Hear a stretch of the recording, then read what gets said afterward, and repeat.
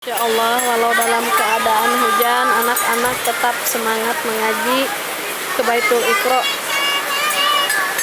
Walau keadaan hujannya cukup besar, anak-anak tetap semangat, alhamdulillah.